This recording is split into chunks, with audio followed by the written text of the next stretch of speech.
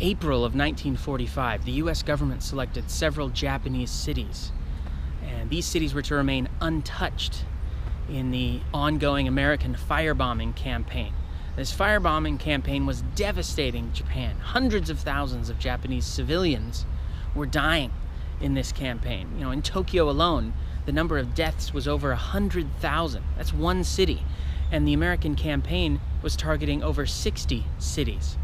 To give you an idea of the scope of the destruction, some 15 million Japanese were made homeless as a result of this campaign. So very, very devastating. But the cities selected in April, including Hiroshima, were to remain untouched. Now, why untouched? Well, the better to measure the destructive capacity of the new atomic technology that was then being developed in the United States. Now, it's interesting. At first, President Truman was actually encouraging Stalin and the Soviet Union to declare war on the Empire of Japan. You know, President Truman wanted to bring Japan to its knees, unconditional surrender. That was his demand, very public demand. But when he received news in mid-July that an atomic bomb had been successfully tested in the deserts of New Mexico, you know, that changed things. He doesn't need the Soviets anymore. Plus, he has the opportunity to send Stalin and the rest of the world a very dramatic, you know, early Cold War message of American military supremacy, real supremacy. 2 weeks later, there's an American bomber in the skies above Hiroshima. These skies, right here. And its payload is atomic, a uranium bomb. The bomb drops.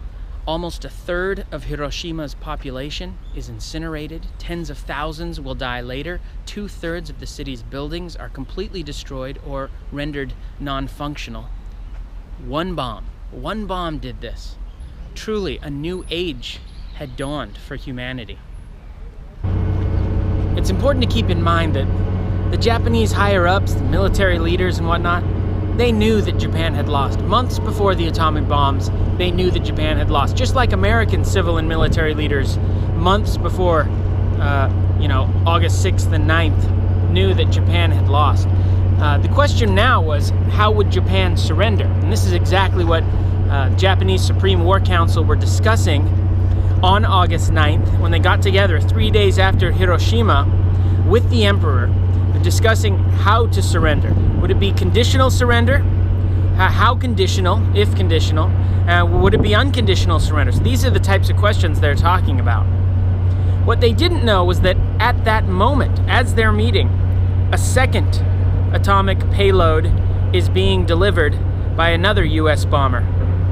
The big problem for the Japanese leadership is the American demand for unconditional surrender. See, the Japanese have actually approached the Americans multiple times before this to negotiate conditional surrender, but unconditional surrender, that was a problem for the Japanese, particularly because the Japanese feared that in an unconditional surrender situation, their emperor, Emperor Hirohito, would be, stripped of his title, dragged before a court, and possibly executed. I mean, picture their emperor hanged or something. And this is what they're picturing.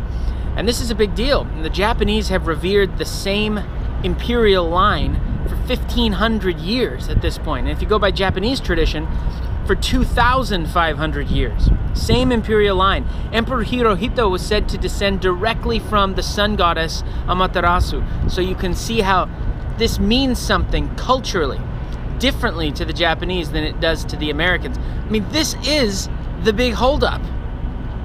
Maybe it's no coincidence that on August 9th, 1945, the second bomb was dropped.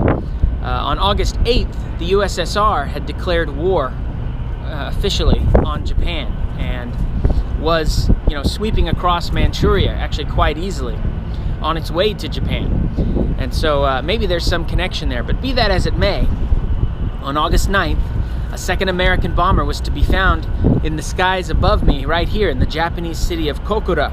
So this was the target. Kokura was the target, home to the Yawata Steelworks. So this was the target. And the crew had been given specific instructions not to drop the bomb until they had obtained visual. But luckily for Kokura that day, it was cloudy. And despite the fact that the bomber, flew over the city 3 different times, good visual could never be made. So Kokura was spared.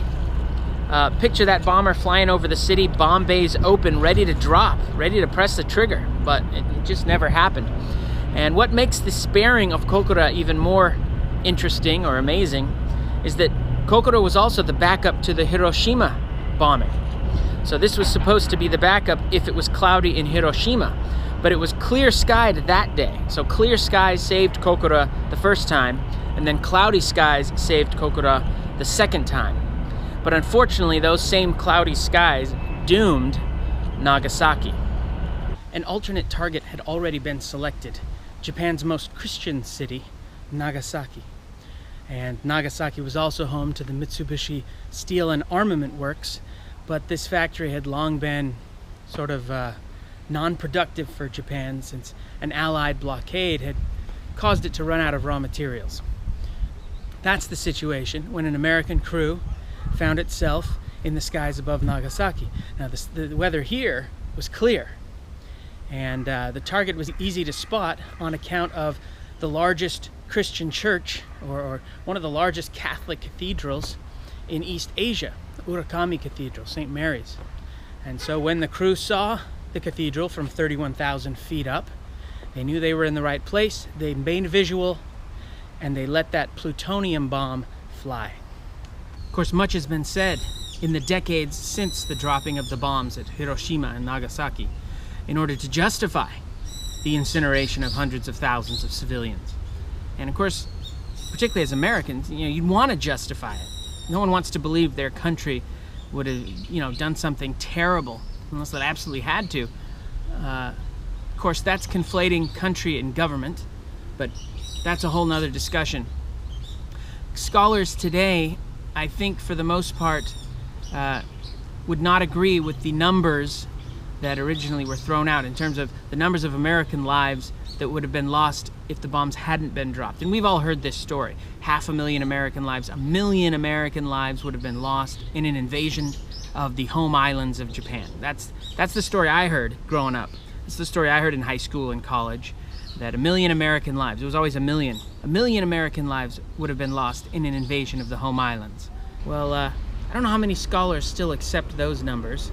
In fact, I've seen the work of one Stanford scholar recently who estimated about 10 times less than that. And besides, an invasion of the home islands would not have been necessary, as we'll find out in a second, and as those on the ground knew at the time. Also commonly believed is that the bombs are what ended the war. The bombs are what made Japan surrender. I know I believed this all the way up through college.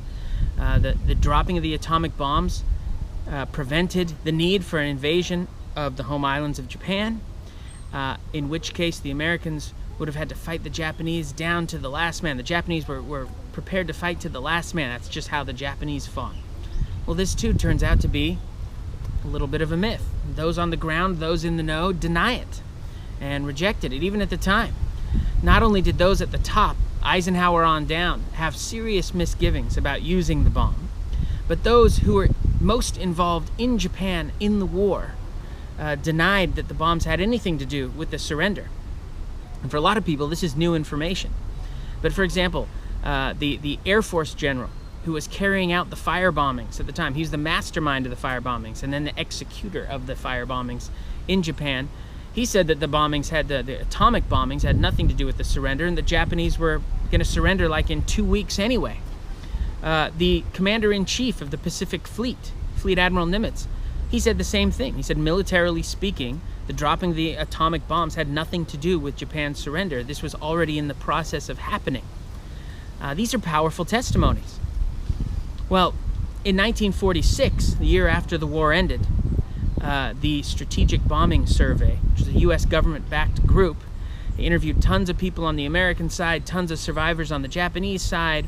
They looked through thousands of documents, and their conclusions were that, well, that Japan was in the process of surrendering anyway, and that Japan absolutely would have surrendered before the end of 1945 at the latest, and that surrender would have come even without Soviet declaration of war.